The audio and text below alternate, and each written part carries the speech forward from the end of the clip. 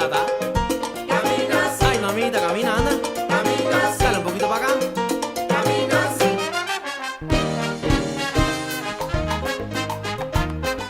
Thank you so much for watching. Stay tuned to part 2 with our discussion with Jesus Garber, the ultimate promotion man. Tell me what the Jesus Garber Company does. The Jesus Garber Company specializes in urban adult radio promotion. A lot of my competitors work both urban AC and urban. And the urban guys, basically 1995, BDS and Mediabase decided to split the formats. So urban radio, which used to be R&B, is basically hip-hop intensive. And the urban AC is basically ballads. Okay. And, you know, I kind of like to keep my blood pressure down. And I like to keep things cool and smooth. I'm not relating. I think that hip-hop is great. It has lasted a long time. It's the pop music of today. It's all good, but my lane is smooth. And and you know, I have a preference. I'm an American that can decide my choice, and my choice was, I saw that underserved, and when I was at the Walt Disney Company, I transitioned from a vice president of urban, which I was the first vice president of urban for the company. I decided to go this route, and they asked me to continue on as a consultant, so I did. And what I love about it, if I can compare the two formats, is that hip-hop, the audience is very, I get it, very hyper.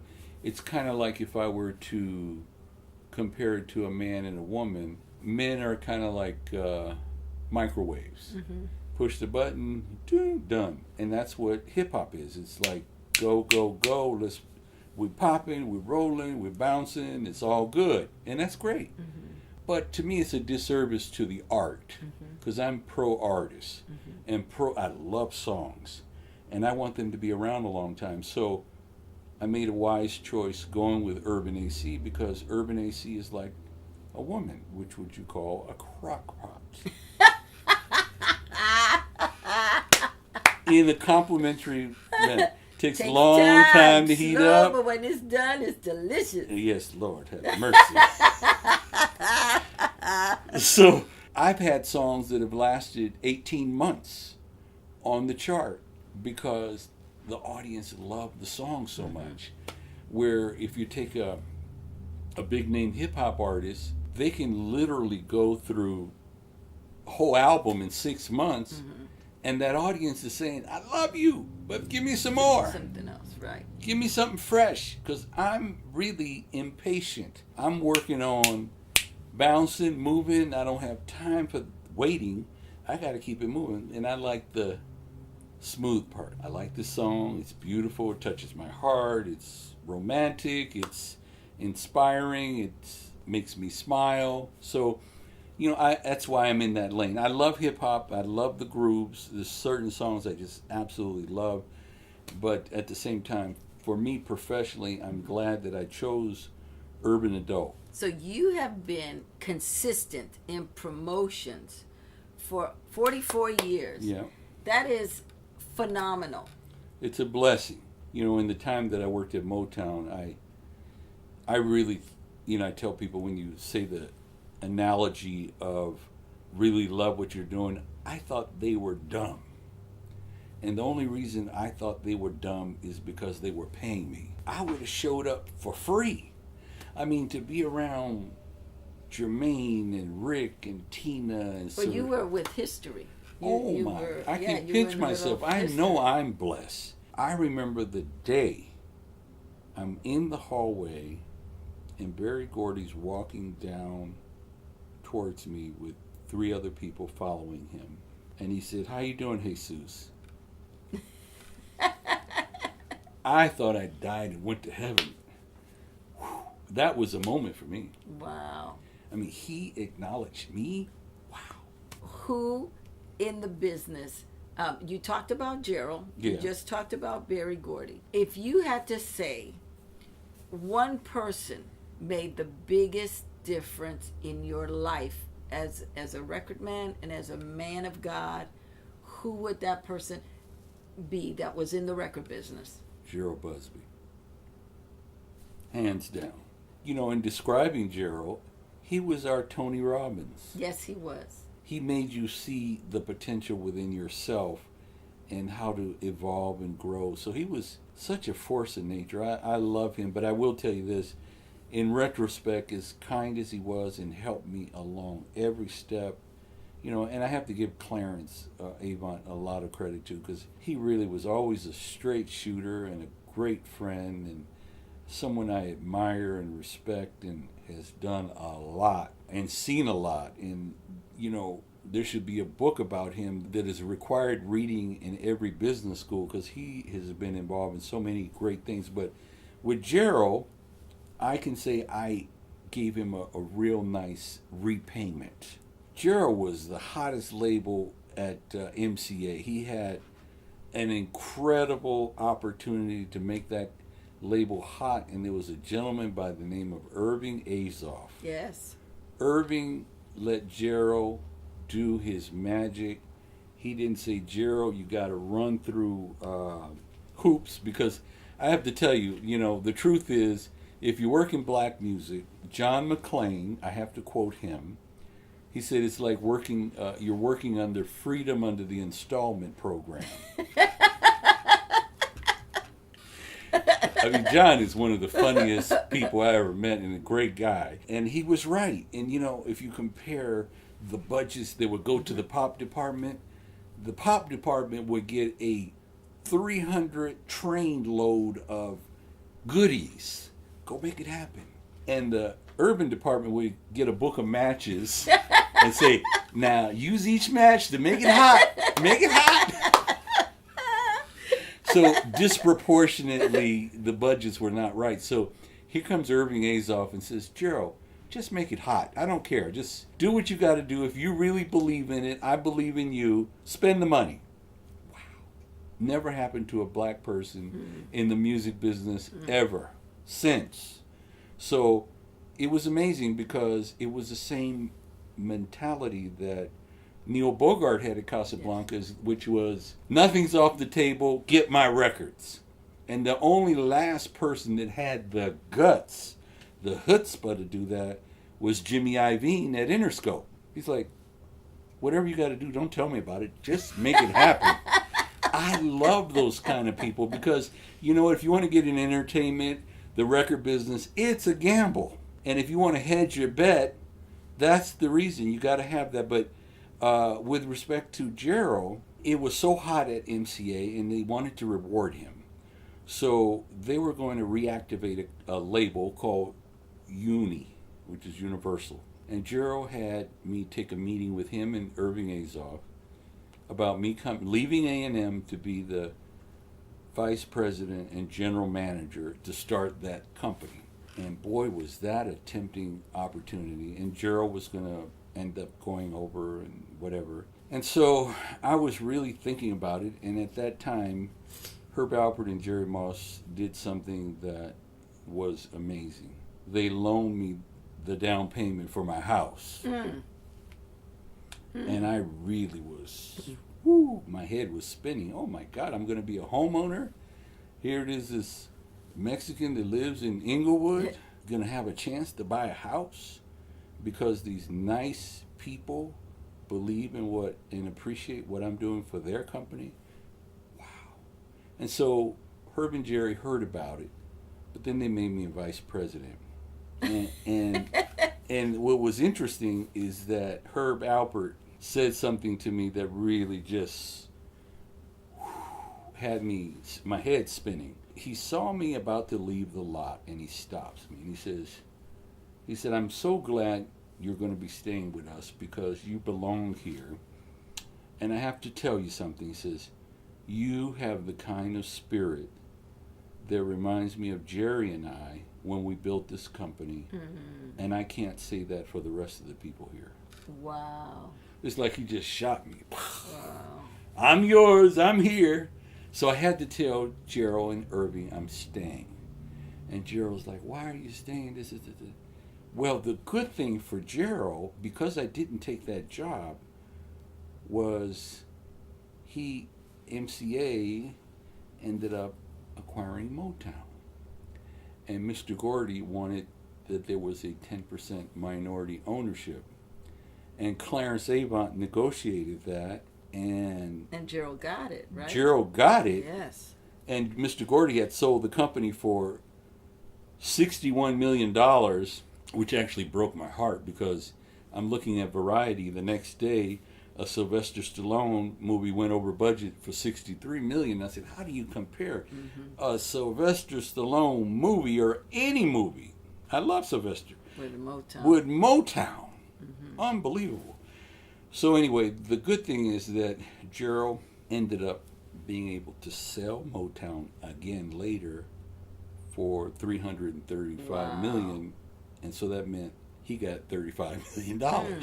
So he said to me, I'm glad you said no. And I said, you're welcome.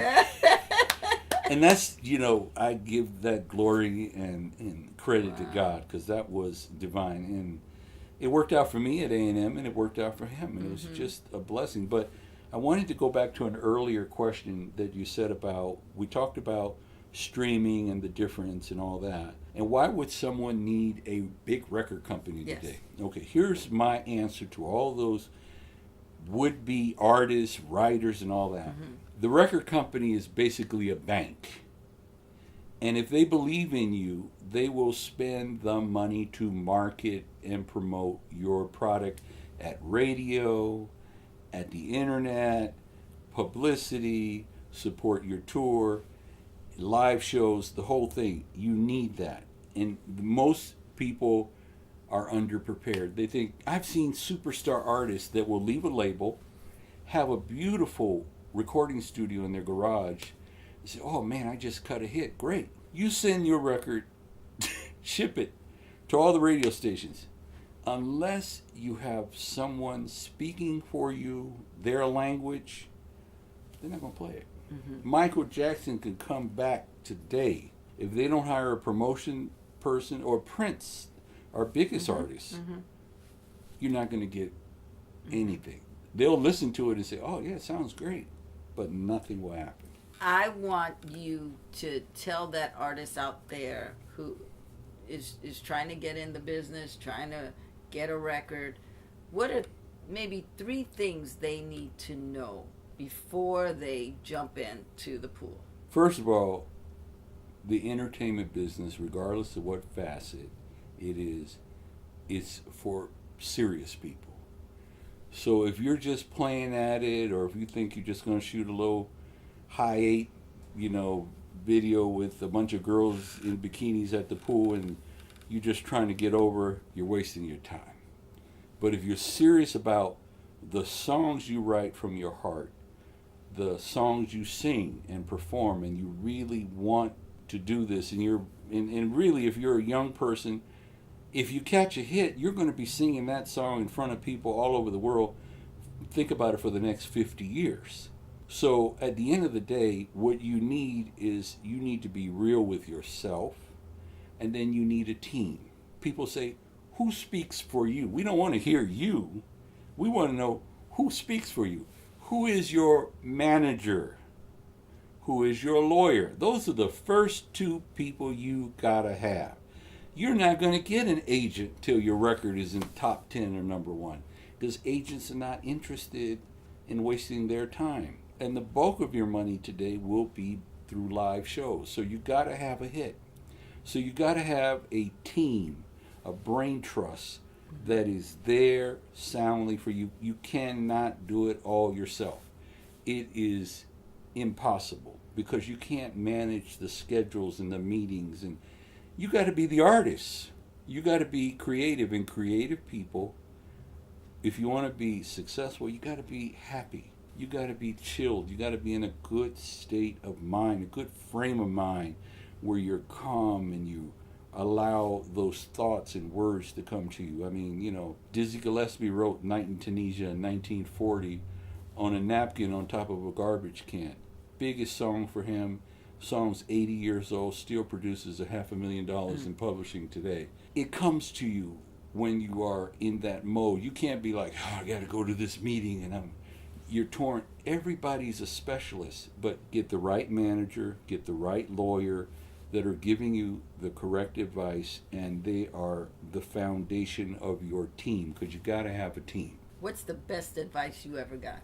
Gerald Busby, early on at Stax Records, he said the person that taught him the cornerstone of promotion was a woman by the name of Effie Smith. She was a promotion person in Memphis. And she said, never promise anything you cannot deliver, but deliver everything you promise. And that's been my credo still today. What do you want your legacy to be? A person of integrity, a person that was pro-artist, a person that cared about the music, the songs, a person that helped other people and did things for other people that they could never repay me. Well, I want to say thank you, first of all, for being you, because I know you, I know your heart, that you have always come to the aid of anyone who has come to you. I remember when my mom died, you were the first person that reached out to me and said, what do you need? You need to go home now. I think I lived 2 blocks away from A&M. You had me go to A&M, and you had booked my ticket, and I got to go home that next day. And it so blessed me, because not only were you my friend during the good times when I was programming music, but you were my friend when I didn't have a job in the record business. You always checked in with me. What you doing? How you doing? What's happening with you? And through the years, it doesn't matter how long we go without talking. I can pick up the phone and call you, Zeus, I need you, come. And you always show up. And next to Gerald, you are the person who I see Christ in. Gerald was the first person in this business that talked the talk, walked the walk, and showed me who Christ was through his day-to-day actions. And I see that in you. I've seen that in you for almost 40 years. You talk about being blessed. I am so blessed to say that I can call you my friend, and so blessed to see how diligent you've been as a man, as a boss, as a father, as a husband, that you have always kept your steps straight, and you've always been faithful. And so I want to thank you for just being a man of God, a warrior, and someone who always extends the hand to help. Thank you, Jesus Garber. Lydia, I didn't think you was going to end this like Jerry Maguire's movie. Yeah. You had to make me cry. I just want to tell you, man, I love you. You are just, we should all have a Gerald Busby to our right and a Jesus Garber to our left. See, I got to do my Cuba Gooding. Woo! Show me the money! Yes. Thank you. Thank you. It's been an honor and a pleasure. Much. And I hope those people that have witnessed this blog get something out of it, because I wish you well, and whatever you do, don't quit.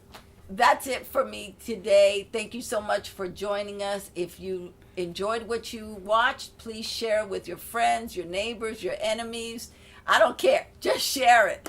So until next time, hashtag keep common sense.